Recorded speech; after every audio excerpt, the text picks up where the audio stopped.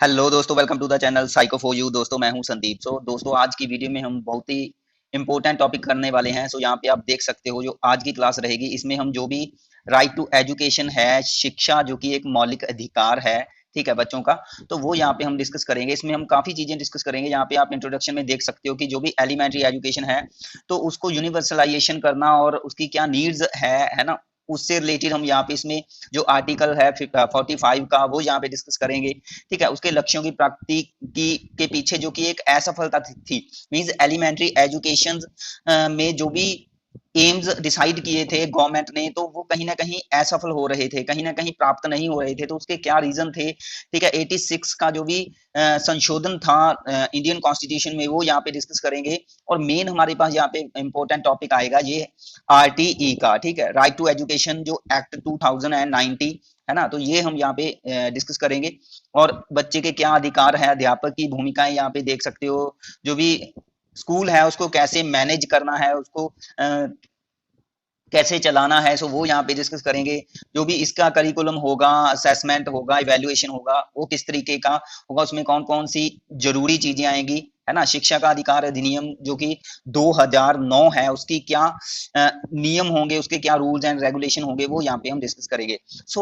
लगभग 40 मिनट की वीडियो में जितना भी हम मैटर पढ़ लेंगे उतना मीन्स लगभग 40 मिनट तक हम चीजें डिस्कस करेंगे। उसके बाद मीन्स इसको अगली क्लास के लिए छोड़ देंगे चीजों को, ठीक है। सो मैं थोड़ा बता दूं कि जो यह वीडियो है, यह आप अगर डी प्लस बी के लिए प्रिपेयर हो रहे हो, डी प्लस बी डिपार्टमेंट में पोस्टें आई हुई हैं, आपको पता है कि वैकेंसीज आउट हो गई थी और अभी ऑनलाइन फॉर्म जो कि फिल हो गए हैं, उसकी आई थिंक 4 जुलाई लास्ट डेट थी।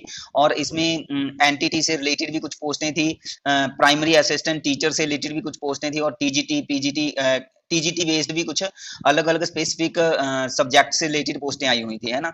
तो जो कैंडिडेट डी प्लस बी के लिए प्रिपेयर हो रहे हैं और पंजाब में जो भी एनटीटी की पोस्टें आई हुई हैं उसके लिए प्रिपेयर हो रहे हैं, तो उससे मीन्स उसके रिगार्डिंग ही यह टॉपिक है जो कि हम यहाँ पे लेकर के आए हैं, ठीक है। सो बच्चे के लिए जो भी शिक्षा का अधिकार है, ठीक है, उसको जरूरी बना दिया गया। ये सारी चीजें हम यहाँ पे डिस्कस करेंगे, टू द पॉइंट बातें करेंगे। मैटर बहुत ज्यादा है लेकिन जो भी मेन मेन चीजें होंगी वही हम यहाँ पे देखेंगे। मैं पॉइंट टू पॉइंट चीजों को आपको बता दूंगा, तो मैं एक्सपेक्ट करूंगा कि भैया आप चीजों को लिख लिया करें, क्योंकि लिखने से आपके एक तो नोट्स प्रिपेयर हो जाते हैं और चीजें आपको याद हो जाती हैं, ठीक है। तो जो भी लेक्चर अगर साथ साथ में आप सुन रहे हो तो जस्ट सुने ना, मैं कहता हूँ कि उसको आप लिख भी लें। अगर लिखोगे तो एक तो नोट्स प्रिपेयर होंगे और लिख करके चीजें याद हो जाती है, ठीक है। तो अपने नोट्स को जरूर राइट डाउन कर लें। चलो देख लेते हैं इसको। हमारे पास देखो फर्स्ट जो कॉन्सेप्ट यहाँ पे आता है कि जो एलिमेंट्री एजुकेशन है उसको यूनिवर्सलाइजेशन किया गया और उसकी क्या जरूरत थी, इसमें हम यहाँ पे देखेंगे। तो यहाँ पे कह रहे हैं कि प्रारंभिक शिक्षा के अंतर्गत अगर हम बात करें 6 वर्ष से लेकर के 14 वर्ष तक के बच्चों की शिक्षा आती है, ठीक है। तो एलिमेंट्री एजुकेशन में यहाँ पे हमारे पास जो कैटेगरी है वो 6 से लेकर के 14 वर्ष तक बच्चे आते हैं। और इसमें अगर हम क्लास की बात करें तो यह फर्स्ट क्लास से लेकर के 8th क्लास तक का मैटर इसमें आता है, मीन्स 8th क्लास तक की स्टडी है जो एलिमेंट्री एजुकेशन में आती है, ठीक है। इसमें हमारे पास कह रहे हैं कि इसमें कक्षा 1 से कक्षा 5 तक निम्न प्राथमिक तथा कक्षा 6 से क्लास 8th तक उच्च प्राथमिक क्लास कहलाती है। तो उसमें ये कहा गया है कि अगर हम फर्स्ट क्लास से लेकर के 5th क्लास तक की बात करें तो इसको हम लोअर प्राइमरी एजुकेशन में रख देते हैं। मीन्स फर्स्ट से लेकर के 5th क्लास तक इसको हम लोअर प्राइमरी एजुकेशन में रखेंगे। और अगर यहाँ पे 6th स्टैंडर्ड से लेकर के 8th स्टैंडर्ड तक बात करें तो इसको हम अपर प्राइमरी लेवल में रख देंगे, ठीक है। इसको अपर प्राइमरी लेवल में रख देंगे, तो ये यहाँ पे कहा गया है। यहाँ पे हमारे पास मेन यही है कि बच्चा किसी भी जाति से रिलेट करता हो, धर्म हो उसका कोई भी, मानव जाति समूह, जो भी उसका जेंडर है, जो भी उसकी सोशल इकोनॉमिकल सिचुएशन है, ठीक है, कोई भी उसकी कास्ट है, क्रीड है, रिलीजन है, एथनिक है, कुछ भी है उसका, तो मीन्स बच्चा किसी भी जाति से संबंधित हो, उसकी कोई भी धर्म हो, तो उसको शिक्षा उपलब्ध करवाना ही यहाँ पे हमारे पास मेन एम रहेगा, ठीक है। मानव विकास इसमें कहा है कि जो शिक्षा है यह मानव विकास की प्रगति का आधार है। तो ये चीजें हम ज्यादा नहीं पढ़ेंगे, जस्ट आपने यहाँ पे देखना है कि भाई एक तो एलिमेंट्री एजुकेशन में कौन कौन सी कैटेगरीज आती हैं ये आपको पता होना चाहिए। ये फर्स्ट से लेकर के हमने 8th स्टैंडर्ड तक किया, और इसमें जो लोअर प्राइमरी लेवल हमने किया वो फर्स्ट से लेकर के 5th स्टैंडर्ड तक, और 6th से लेकर के 8th स्टैंडर्ड तक हमने किया अपर प्राइमरी लेवल, जो आप यहाँ पे देख सकते हो, ठीक है। यहाँ पे आगे हमारे पास यहाँ पे देखो कह रहे हैं भारतीय संविधान का जो अनुच्छेद 45 है, मीन्स जो आर्टिकल हमारे पास 45 है, ठीक है। तो इसमें हमारे पास मेन देखो आपने ये याद रखना है कि संविधान के अनुच्छेद, तो कॉन्स्टिट्यूशन में हमारे पास 45 के अंतर्गत क्या दिया गया था, कह रहे हैं 6 से लेकर के 14 वर्ष तक के सभी बच्चों के लिए फ्री एंड कंपल्सरी एजुकेशन का यहाँ पे प्रावधान है, ठीक है। So free and compulsory education हमारे पास आती है, और इसमें कहा है कि इस तथ्य से भी अवगत कराया गया यहाँ पे कि जो भी प्रारंभिक शिक्षा है उसको यूनिवर्सलाइजेशन के लिए, मीन्स उसको यूनिवर्सली तरीके से हर बच्चे को, हर कोई भी छोटे से छोटा एक गांव है और बड़े से बड़ा शहर है, मीन्स बच्चा किसी भी गांव से या शहर से रिलेट करता हो तो उसको शिक्षा पहुंचाना हमारा यहाँ पे कर्तव्य रहेगा, ठीक है। सो लेकिन यहाँ पे ये कहा है कि वह 6 से 14 वर्ष तक होना चाहिए, ठीक है। तो इसमें कहा है कि हमारी सभी जो भी पंचवर्षीय योजनाएं होती हैं, ठीक है, सो उसका एक यह अनिवार्य भाग कर दिया गया कि उसमें मीन्स जो भी बजट वगैरह हम लागू करते हैं तो इसमें शिक्षा के लिए भी आपको कहीं ना कहीं कुछ ना कुछ करना पड़ेगा, ठीक है। शिक्षा के लिए भी अलग बजट अपनाना पड़ेगा। तो सेकंड हमारे पास यहाँ पे टॉपिक आता है कि भाई जो एलिमेंट्री एजुकेशन है उसको यूनिवर्सलाइजेशन जो भी किया गया है ना, उसको यूनिवर्सल बनाने के लिए कुछ लक्ष्य जो थे वो कहीं ना कहीं असफल हो गए। उसका क्या कारण था यहाँ पे, तो सिंपली आप यहाँ पे देख सकते हो भाई, एक तो जो पॉपुलेशन थी वो बहुत ज्यादा बढ़ रही थी, तो ये एक यहाँ पे मेन कारण था कि बहुत ज्यादा पॉपुलेशन बढ़ रही थी, जिसके कारण क्या है कि 6 से 14 वर्ष तक के बच्चों को शिक्षा दे पाना कहीं ना कहीं कठिन हो रहा था। गरीबी है जो वो बहुत ज्यादा बढ़ रही थी, ठीक है। लोग बहुत ज्यादा गरीब थे और उनके पास हम कह सकते हैं कि जो भी उनकी एक इकोनॉमिकली सिचुएशन थी, हम कह सकते हैं कि वो बहुत डाउन थी, और उनके पास अपने जीवन जीने के लिए ही क्या है कुछ मीन्स कोई कार्य होता था। तो यहाँ पे हम कह सकते हैं कि भाई छोटी उम्र में भी बच्चों को यहाँ पे काम करना पड़ता था गरीबी के कारण, ठीक है। सो गरीबी के कारण भी कहीं ना कहीं बच्चों को शिक्षा नहीं दी जा रही थी। कह रहे हैं कृषि आधारित अर्थव्यवस्था, तो यहाँ पे जो भी एक लोगों का आय का कारण था, मीन्स जो भी हमारे पास यहाँ पे आय थी उस टाइम पे, जो लोगों की कमाई थी वो ज्यादातर किस पर बेस्ड थी, वो हमारे पास एग्रीकल्चर पर बेस्ड थी, ठीक है। तो इसमें ज्यादातर लोग क्या करते थे कि कृषि में अपने छोटे बच्चों को भी लगा लेते थे, ठीक है। तो फिर कहीं ना कहीं उनका जो स्कूल है वो मिस हो जाता था, ठीक है। तो उनकी जो शिक्षा है वो नहीं ले पाते थे बच्चे। यहाँ पे कम्युनिकेशन जो है उसका गैप था हमारे पास। कह रहे हैं जो भी अनएम्प्लॉयमेंट, तो बेरोजगारी भी एक यहाँ पे कारण है कि भाई लोगों को लगता था कि भाई ज्यादा पढ़े लिखे होने का क्या फायदा यदि लोगों को कोई ना कोई काम ही ना मिले, है ना। सो बहुत सारे जो पेरेंट्स थे यहाँ पे उनकी यह धारणा थी कि बहुत सारे शिक्षित बच्चे ऐसे हैं जो कि जिनके पास कोई भी रोजगार नहीं है ना, तो फिर शिक्षा का क्या फायदा, विद्यालय विद्यालय भेजने का क्या फायदा, है ना। सो उनको पहले से ही कहीं ना कोई काम में लगा दिया जाए। तो ये भी एक उनकी सोच थी पेरेंट्स की, जिसके कारण मीन्स बच्चे 6 से 14 वर्ष के जो बच्चे थे उनको शिक्षा नहीं मिलती थी। ड्रॉप आउट होना, मीन्स विद्यालय छोड़ने वाले बच्चे ड्रॉप आउट में आते हैं। मीन्स ऐसा होता था कि बच्चे एडमिशन तो ले लेते थे लेकिन उसके बाद वह बीच में ही अपने विद्यालय छोड़ जाते थे, तो इसलिए जो वेस्टेज था, प्रतिरोध था, है ना। तो कहीं ना कहीं प्रतिरोध था रुक जाना, मीन्स कई बार बच्चा एक ही कक्षा में 2-3 बार फेल हो जाता था, है ना, तो वो उसी कक्षा में रह जाता था। तो ये भी कारण था कि बच्चे स्कूल बीच में ही छोड़ जाते थे। जागरूकता की भाई कमी थी, ज्यादातर अज्ञानता थी। कह रहे हैं जेंडर से रिलेटेड जो भी वाइस था वो ज्यादा बना हुआ था। लोग लड़कों को शिक्षा दे देते थे लेकिन यहाँ पे लड़कियों के लिए कोई भी शिक्षा का प्रावधान नहीं था, कोई भी लड़कियों की एजुकेशन के लिए कोई सोच विचार नहीं करता था, ठीक है। सो जेंडर वाइज भी कहीं ना कहीं यहाँ पे जो शिक्षा का जो लक्ष्य था वो पूरा नहीं हो पा रहा था, तो उसका कारण जेंडर वाइज भी हो सकता है। कह रहे हैं जीवन में स्थायित्व का अभाव, ठीक है। सो कह रहे हैं कि कुछ जनजातियां जो होती थी, जहाँ खानापदोश लोग होते थे, जैसे कि हम यहाँ पे कह सकते हैं कि कुछ ऐसे जो मवेशियों के सहारे रहते हैं कुछ लोग, कुछ जनजातियां होती हैं जिनके पास जस्ट उनके मवेशी होते हैं, उनके पशु होते हैं और वो पशुओं को चराते रहते हैं एक स्थान से दूसरे जगह स्थान तक, वह एक जगह पर टिक कर नहीं रहते, है ना। तो उनका कोई भी घर बार नहीं होता था, है ना, उनकी कोई प्रॉपर एक जगह नहीं होती थी, तो रोजी रोटी के लिए वह क्या है एक जगह से दूसरी जगह पर जाते रहते थे। तो ये भी क्या था कि उन लोगों का जो जीवन था वो स्थायित्व नहीं था, मीन्स उनके पास परमानेंट रेजिडेंस नहीं था कुछ लोगों के पास। तो ये भी कहीं ना कहीं एक कारण था कि शिक्षा 6 से 14 वर्ष तक के बच्चों तक नहीं पहुंच पा रही थी, ठीक है। तो अभी प्रेरणा की कमी थी, यहाँ पे युद्ध स्तर पर प्रयास का अभाव था। तो ये कुछ चीजें हैं जो कि यूनिवर्सलाइजेशन है, ठीक है, वो कहीं ना कहीं पूरा नहीं हो रहा था एलिमेंट्री एजुकेशन में, ठीक है। आगे हमारे पास थोड़ा और देख लेते हैं। देखो ये मीन्स इन सारी चीजों को मैंने आपको जस्ट एक्सप्लेन कर दिया है, तो इनको पूरा पढ़ने की जरूरत नहीं है, जस्ट आपने ऐसी चीजों को याद रखना है। वैसे इनसे रिलेटेड कोई क्वेश्चन नहीं आता। 45 का जो आर्टिकल है वो आपने याद रखना है कि उसमें क्या प्रावधान दिया गया था। फ्री एंड कंपल्सरी एजुकेशन 6 से 14 वर्ष के लिए। तो गाइस आगे हमारे पास जो नेक्स्ट टॉपिक आया है वो है भारतीय संविधान का 86वां संशोधन, मींस 86th कॉन्स्टिट्यूशनल अमेंडमेंट, ठीक है। सो इसका संबंध बेसिकली हमारे पास जो आर्टिकल 21 है ना, इससे है। जस्ट आपने आर्टिकल 21 को याद रखना है। मींस जो भी 86वां संशोधन था, इसमें क्या किया था, जो 45 आर्टिकल था इसको क्या कर दिया गया, प्रतिस्थापन कर दिया गया था। इसको मींस सब्स्टिट्यूट कर दिया गया था, ठीक है। इसको सब्स्टिट्यूट करके इसमें कुछ अलग चीजें रख दी गई, ठीक है। और जो भी 6 से 14 वर्ष तक की शिक्षा है, फ्री एंड कंपल्सरी एजुकेशन, उसको मींस 21A में लागू कर दिया गया।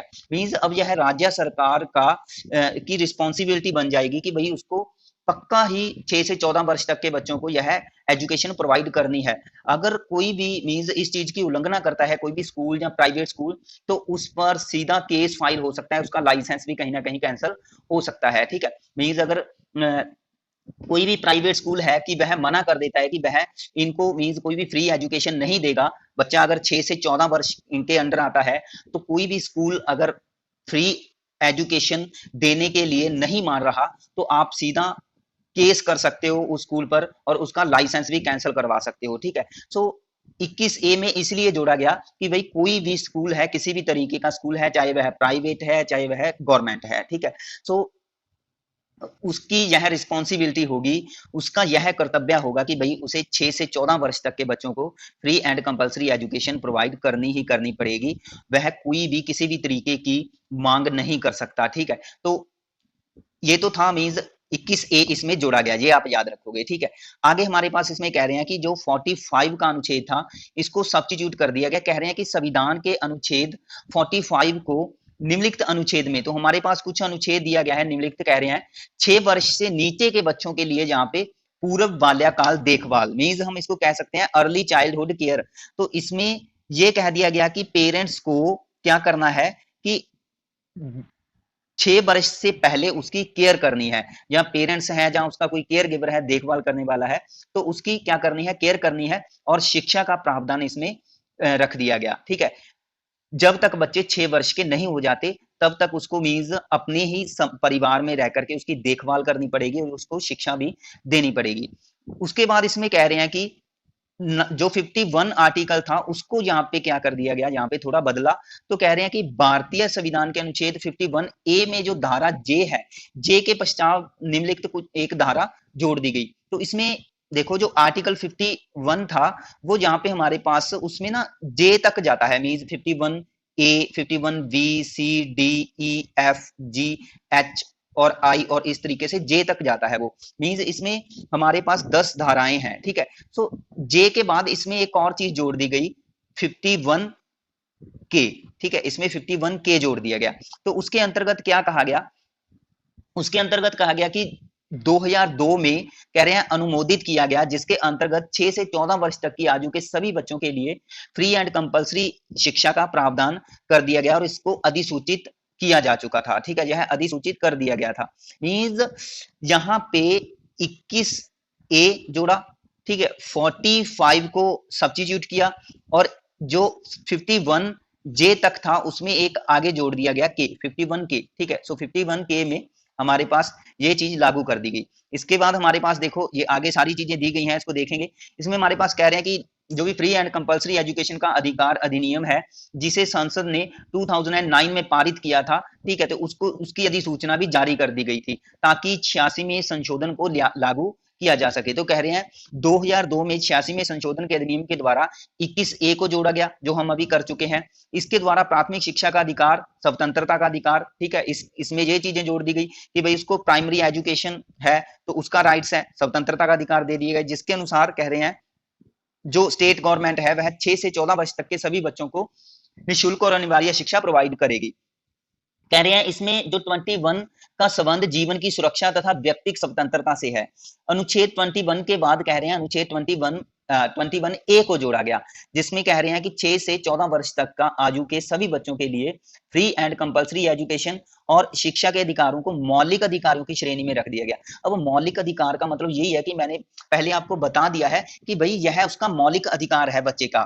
कोई भी अध्यापक, कोई भी स्कूल, कोई भी व्यक्ति बच्चे को मना, उसके पेरेंट्स भी बच्चे को मना नहीं कर सकते कि एजुकेशन देने के लिए, ठीक है। मींस कोई भी पेरेंट्स उसको मना नहीं कर सकता कि भाई हम आपको कोई भी शिक्षा नहीं दिलवाएंगे, ठीक है। अगर वह 6 से 14 वर्ष तक है तो सीधा क्या है, कानूनी कार्यवाही की जाएगी, चाहे वो स्कूल है, चाहे वो कोई निजी स्कूल है, चाहे व्यक्ति है, ठीक है, चाहे वो कोई एम्प्लॉय है, ठीक है। सो इसमें आगे कह रहे हैं कि अनुच्छेद 51 ए में नागरिकों के लिए हमारे पास 10 मूल कर्तव्य है। तो ये मैंने आपको बताया था कि जो 51 है उसमें हमारे पास ए आता है, बी आता है, सी आता है, डी आता है, इस तरीके से जे तक जाता है। तो यहाँ पे हमारे पास कुछ 10 मूल कर्तव्य बन जाते हैं, उसको भी मैं आपको थोड़ा सा बता देता हूँ कि 51 ए में जो 10 मूल कर्तव्य है वो आपके पास इंटरफेस आ गया होगा। इसमें फर्स्ट में कह रहे हैं कि संविधान का जो भी है उसका पालन किया जाए। यहाँ पे जो भी संस्थाएं हैं हमारी, ठीक है, जो भी हमारा राष्ट्रीय झंडा है और जो भी हमारा राष्ट्रीय गान है उसका क्या किया जाए, हम उसका आदर करें। ये 51 ए में हमारे पास आता है, ठीक है, ये 51 ए में आता है। ऐसे ही बी में कह रहे हैं स्वतंत्रता के लिए जो राष्ट्रीय आंदोलन हुए थे तो उसका क्या करना है, मीन्स आपने पालन करना है, उन राष्ट्रीय आंदोलनों का आदर करना है, ठीक है। ऐसे ही हमारे पास सी में कह रहे हैं जो प्रभुता है, एकता है, अखंडता है, ठीक है, उसकी रक्षा करना। डी में है देश की रक्षा करना। ई हमारे पास कहता है कि जो भी भाईचारे की भावना रखना है, सभी को एक दूसरे के साथ मिलजुल के रहना है। जो हमारे पास 51 एफ है वो कहता है कि जो सामाजिक संस्कृति है, ठीक है, उसकी परंपरा को क्या है, बनाए रखना है, कायम रखना है, उसकी देखभाल करना है, उसकी रक्षा करना है, जो भी हमारी सामाजिक संस्कृति है, ठीक है। ऐसे ही जो जी है हमारे पास 51 जी, उसमें कहते हैं कि जो इन्वायरमेंट है उसकी रक्षा करना है, ठीक है। और एच में जो वैज्ञानिक दृष्टिकोण और ज्ञानार्जन की भावना का क्या करना है, विकास करना है। आई में कह रहे हैं सार्वजनिक संपत्ति की रक्षा करना, जो भी सार्वजनिक संपत्ति है हमारी, ठीक है, उसकी रक्षा करना है। और जे में कह रहे हैं कि व्यक्तिगत सामूहिक गतिविधियों के सभी क्षेत्रों में उत्कृष्ट होना और हमारे पास यहाँ पे आगे बढ़ने का इनको प्रयास करवाना, ठीक है। तो ये कुछ हमारे पास आते हैं, ये आप देख सकते हो। ऐसे ही अब जे के बाद इसमें ना के को जोड़ा गया, तो यहाँ पे हम देख लेते हैं। कह रहे हैं 51 में जो 10 मूल कर्तव्य थे इसमें संशोधन करके इसमें एक 11वां मूल कर्तव्य जोड़ दिया गया, जिसको 51 क्या बोलते हैं, के बोलते हैं, ठीक है। सो इसके अनुसार सभी माता पिता या अभिभावकों का, मीन्स जो भी पेरेंट्स हैं या उसकी देखभाल करने वाले हैं बच्चे की, वे 6 वर्ष से लेकर के 14 वर्ष तक की आयु के सभी बच्चों के शिक्षा के अवसर उनको प्रोवाइड करेंगे, ठीक है। अंत बच्चे कह रहे हैं या जो भी आश्रित होता है, मीन्स जिनको सहारा दे रहा है कोई अदर पर्सन, है ना, तो वह 6 से अगर 14 वर्ष का है तो उसको शिक्षा के अवसर प्रदान कराना और प्रत्येक नागरिक का मूल कर्तव्य यहाँ पे बन गया है। प्रत्येक नागरिक का मतलब है कि भाई कोई भी किसी भी तरीके का व्यक्ति हो तो उसका यह एक रिस्पॉन्सिबिलिटी है, उसका मूल कर्तव्य है कि भाई वह 6 से 14 वर्ष तक के बच्चों को शिक्षा के लिए अपॉर्चुनिटी प्रोवाइड करेगा। क्लियर है। तो ये था हमारे पास जो भी 51, तो इसमें आपने याद रखना है 21 ए आया, 45 को क्या किया, प्रतिस्थापित किया, और 51 जो था उसमें जे के बाद के को जोड़ दिया गया, ठीक है। जो 51 हमारे पास आता है, ठीक है, उसमें ए था, एक ए से लेकर के जे तक था और इसके बाद के को जोड़ा गया और के हमने यहाँ पे ये पढ़ लिया है, ठीक है, इसको आप याद रखना के, ठीक है। आगे हमारे पास आता है शिक्षा का अधिकार अधिनियम 2009, आरटीई एक्ट था जो 2009 का, ठीक है। तो इसको हम थोड़ा देख लेते हैं। देखो इसमें कह रहे हैं जो शिक्षा का अधिकार अधिनियम है, कह रहे हैं 26 अगस्त 2009 को भारतीय संसद ने शिक्षा के संबंध में एक जो हिस्टोरिकल बिल था उसको पास किया था, कह रहे हैं जिसका नाम था शिक्षा का अधिकार अधिनियम 2009, ठीक है, 2009।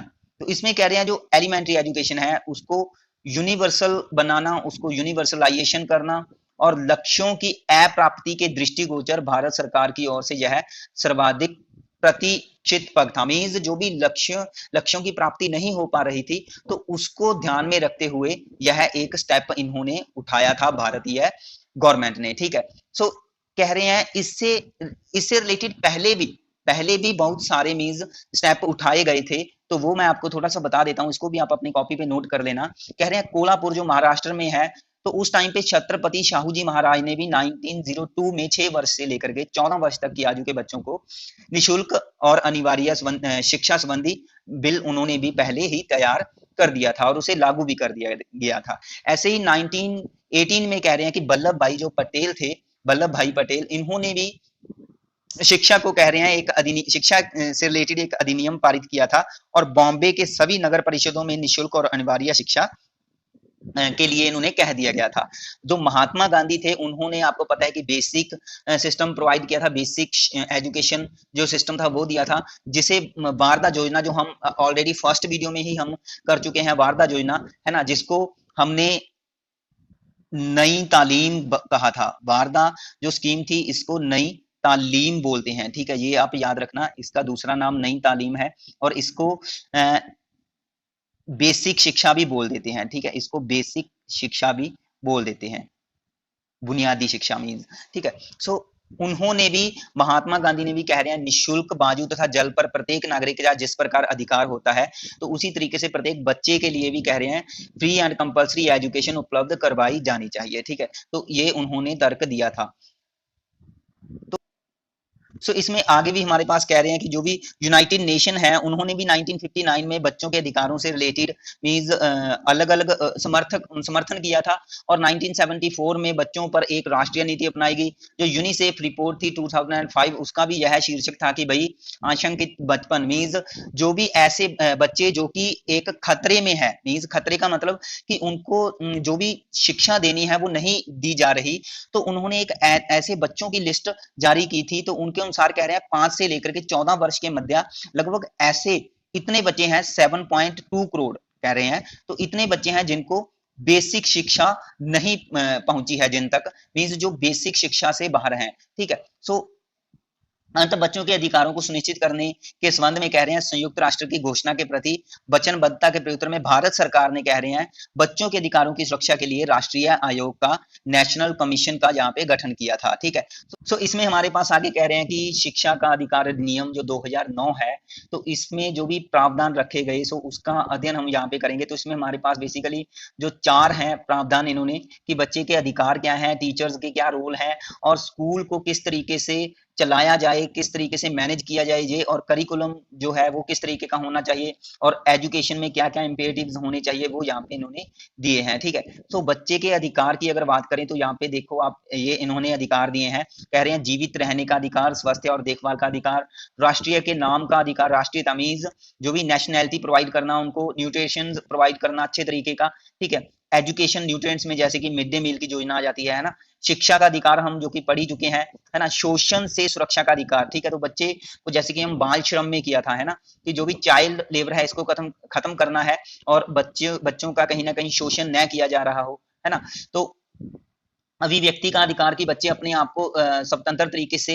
एक्सप्रेस कर सकते हैं, तो इस तरीके का अधिकार दिया गया है। कह रहे हैं उपेक्षा से बचा, मीन्स नेग्लेक्ट करना जो होता है, तो उससे बच्चों को बचाना, तो ये अधिकार है। कह रहे हैं माता पिता के साथ रहने का अधिकार और सूचना का अधिकार, ठीक है। सो बच्चे हर तरीके की जो इंफॉर्मेशन होती हैं तो वो प्राप्त कर सकते हैं, उसको रिसीव कर सकते हैं, ये उनका राइट्स हैं, ठीक है। सो ये इस तरीके के उनको राइट्स दिए गए 2009 में। इसमें हमारे पास कह रहे हैं, थोड़ा इसको भी देख लेते हैं, कह रहे हैं 6 से 14 वर्ष तक के बच्चों 6 से 14 वर्ष तक की आयु के प्रत्येक बच्चे को जो भी प्राइमरी एजुकेशन है वो पूर्ण होने तक उसके निकट के प्राथमिक विद्यालय में कह रहे हैं फ्री एंड कंपल्सरी एजुकेशन का उसको अधिकार है। उसमें कह रहे हैं आगे कि प्रारंभिक शिक्षा के पूर्ण होने तक किसी भी बच्चे को किसी भी प्रकार का शुल्क नहीं लिया जाएगा, जो कि मैं पहले ही आपको बता चुका हूं कि भाई जब तक वह अपनी प्राइमरी एजुकेशन को पूरा नहीं कर देता तो कोई भी स्कूल जबरन उससे फीस वगैरह पे नहीं करवा सकता, चाहे वह किसी भी जाति का हो, किसी भी धर्म का हो, कोई भी उसका इकोनॉमिकली बैकग्राउंड हो, कोई भी उसका मीन्स सिचुएशन, उसकी सोशली सिचुएशन किसी भी तरीके की हो, तो बच्चे को शिक्षा फ्री ही देनी पड़ेगी, ठीक है। तो ये उनको अधिकार दिए गए। कह रहे हैं किसी भी कारण से यदि बालक किसी जिसकी आयु 6 वर्ष से अधिक है और अपनी प्रारंभिक शिक्षा पूर्ण नहीं हो पाई है और बाद में वह कक्षा में प्रवेश करना चाहता है, तो उसकी आयु के अनुसार ही उसे कक्षा में प्रवेश किया जाएगा। मीन्स यहाँ पे कई बार ऐसा होता है कि कोई बच्चा जैसे कि वह 6 वर्ष का था और उसने फर्स्ट स्टैंडर्ड में एडमिशन ले लिया। फर्स्ट स्टैंडर्ड पूरा करने के बाद वह क्या हो गया कि उसने कहीं ना कहीं किसी कारणवश स्कूल को छोड़ दिया। उसके बाद उसकी एज हो गई 8 साल तक की, हम मान सकते हैं कि वह 8 साल का हो गया और अब वह दोबारा क्या है, स्कूल में जाना चाहता है। ठीक है, दोबारा स्कूल में जाना चाहता है, तो यहाँ पे उसके एज के अकॉर्डिंग ही उसको भर्ती किया जाएगा। ऐसे नहीं है कि उसने फर्स्ट स्टैंडर्ड में स्कूल छोड़ दिया था तो उसको सेकंड में यहाँ पे भर्ती किया जाएगा, ऐसा नहीं है। तो उसको क्या है कि उसको यहाँ पे उसकी एज के अकॉर्डिंग थर्ड क्लास में उसको एडमिशन दिया जाएगा। ठीक है, तो ये यहाँ पे कह रहे हैं कि बाद में वह कक्षा में किसी भी कक्षा में प्रवेश दाखिला ले सकता है। ठीक है, उसको कक्षा में प्रवेश पाने का अधिकार होगा। आगे कह रहे हैं कि यदि उस विद्यालय में जहां किसी बच्चे ने प्रवेश पाया है और प्रारंभिक शिक्षा पूर्ण करने की सुविधाएं उपलब्ध नहीं है, तो किसी अन्य नजदीकी विद्यालय में भी वह यहाँ करके जो भी फैसिलिटीज हैं वह क्या है, ले सकता है। मीन्स ऐसा हो सकता है कि यदि बच्चा किसी विद्यालय में उसने एडमिशन ले लिया और वहां पे उसको प्रॉपर फैसिलिटीज नहीं मिल रही, तो वह उस विद्यालय को छोड़ करके उसके नजदीकी किसी अन्य विद्यालय में भी प्रवेश ले सकता है, यहाँ पे उसको प्रॉपर फैसिलिटीज मिल रही है। ठीक है, तो ये भी उसके पास अधिकार है और जिस विद्यालय में वह जा रहा है, जिस स्कूल में वह जा रहा है, तो वह स्कूल उसको इग्नोर नहीं कर सकता, वह उसको रोक नहीं सकता। ठीक है, कह रहे हैं कि यदि किसी बच्चे को राज्य के अंदर या बाहर एक विद्यालय से दूसरे विद्यालय में प्रवेश पाने की आवश्यकता पड़ती है, तो वह अपनी इच्छा अनुसार जो भी है ट्रांसफर भी करवा सकता है। ठीक है, मींस कई बार ऐसा होता है कि कोई बच्चा अपने स्टेट के अंदर एक जगह से दूसरी जगह जाना चाहता है ना, तो वह एक विद्यालय से दूसरे विद्यालय में जाना चाहता है, तो वह अपनी इच्छा अनुसार ट्रांसफर ले सकता है। ठीक है, ये भी उसको अधिकार दिया गया। कह रहे हैं संबंधित विद्यालय के जो भी मुख्याध्यापक हैं, एसडी टीचर होते हैं या प्रभारी होते हैं, उससे यह अपेक्षा होगी कि वह बच्चे को का स्थानांतरण प्रमाण पत्र जारी करे। मींस इमीडिएटली उसको जो भी है इमिग्रेशन सर्टिफिकेट है वो उसको प्रोवाइड कर दे। ठीक है, तो यदि कोई प्रभारी इस मामले में कह रहे हैं उल्लंघना करता है या विलंबना करता है, तो सेवा नियमी के अधीन पर उस पर कह रहे हैं कार्यवाही की जाएगी। इसमें कह रहे हैं कि आयु प्रमाण पत्र के अभाव में यदि किसी बच्चे के पास जो बर्थ सर्टिफिकेट है वो नहीं होता, तो कह रहे हैं उसको स्कूल में एडमिशन देने से मना नहीं किया जाएगा अगर उसके पास बर्थ सर्टिफिकेट नहीं है। ठीक है, तो यहाँ पे जो स्कूल के जो भी अध्यापक है उनको कहीं ना कहीं उसकी हेल्प करनी पड़ेगी कि भाई उसका बर्थ सर्टिफिकेट बनाने में उसकी मदद करें। ठीक है, प्रवेश की अंतिम तिथि समाप्त होने पर भी कह रहे हैं बच्चे का एडमिशन नहीं रोका जाएगा। कई बार ऐसा होता है कि एडमिशन की जो लास्ट डेट है वो निकल जाती है, बच्चा एडमिट नहीं होता, तो अगर वह बाद में मीन्स लास्ट डेट निकल जाने के बाद भी अगर वह एडमिशन लेना चाहता है तो उसको रोका नहीं जाएगा। ठीक है, ऐसे ही कह रहे हैं कि हम किसी बच्चे को शारीरिक दंड या मानसिक प्रताड़ना नहीं दे सकते। ठीक है, तो फिजिकली तरीके से या मेंटली तरीके से उसको हरासमेंट नहीं कर सकते यहाँ पे बच्चे को। ठीक है, तो ये आप याद रखना।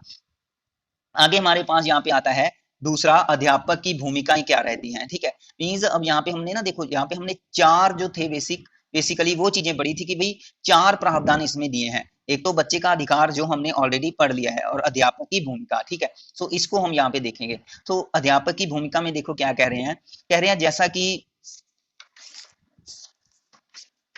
हमारे पास कह रहे हैं कि आपको पता होना चाहिए कि विद्यालय के संचालन में अध्यापक की भूमिका बड़ी ही महत्वपूर्ण होती है, ये हमें पता है। ठीक है भाई, कह रहे हैं जैसा अध्यापक होगा वैसा ही स्कूल होगा। ठीक है, तो इसमें कौन कौन सी रोल्स हैं, जो कौन कौन सी रिस्पॉन्सिबिलिटीज हैं जो टीचर को निभानी पड़ेगी। कह रहे हैं विद्यालय आने में नियमित और समयबद्ध होना, मीन्स रेगुलरिटी एंड पंक्चुअलिटी उसमें होनी चाहिए। टीचर में समय से विद्यालय आए और अपने आप को रेगुलर रखे। ऐसे नहीं है कि भाई एक दिन आ गया एक दिन नहीं आया, एक दिन आ गया एक दिन नहीं आया। ठीक है, ऐसा नहीं होना चाहिए। कह रहे हैं निर्धारित समय में वह पाठ्यक्रम को क्या करे, पूरा करे। मीन्स जो भी करिकुलम है उसको कंप्लीट करे स्पेसिफिक टाइम पीरियड में। उसके बाद कह रहे हैं प्रत्येक बच्चे की अधिगम योग्यताओं का आकलन करना और प्रत्येक बच्चे को लर्निंग से रिलेटेड अपॉर्चुनिटी प्रोवाइड करना। मींस बच्चों का जो भी लर्निंग एबिलिटी है उसको असेस करने की योग्यता उसमें होनी चाहिए। और उसको लर्निंग की अलग अलग अपॉर्चुनिटी प्रोवाइड करे। बच्चे के अभिभावकों माता पिताओं को नियमित रूप से बैठक करना और उनके बच्चे के साथ कार्य निष्पादन कार्य तथा प्रगति से अवगत कराना। मीन्स टीचर की यहाँ पे ये भी रिस्पॉन्सिबिलिटी बनती है कि वह बच्चे के पेरेंट्स के साथ समय समय पर मीटिंग करे और बच्चे का जो भी परफॉर्मेंस रहती है स्टडी में, ठीक है, या किसी अन्य एस्पेक्ट्स में, तो उसकी जो भी प्रोग्रेस है, उसका जो भी परफॉर्मेंस है, वह उसको उसके पेरेंट्स के साथ उससे रिलेटेड बातचीत करे। ठीक है, ये भी उनका काम रहेगा। यहाँ पे कह रहे हैं उन सभी प्रकार से सहायता करना जिससे बच्चा डरता है, उसकी जो भी मानसिक शंका है, जहाँ यदि वह उसको कोई मेंटली एंग्जाइटी है, मीन्स कहीं ना कहीं वह परेशान है, तो इन चीजों को मुक्त करने के लिए बच्चों की यहाँ पे सहायता करनी चाहिए। टीचर का ये रिस्पॉन्सिबिलिटी होगी। बच्चे का व्यापक तथा सतत मूल्यांकन करवाना, ठीक है, तो मीन्स सीसीई सिस्टम को अपनाना यहाँ पे, ठीक है, जो भी कंटिन्यू एंड कॉम्प्रहेंसिव एवेल्युएशन है उसको अपनाना पड़ेगा।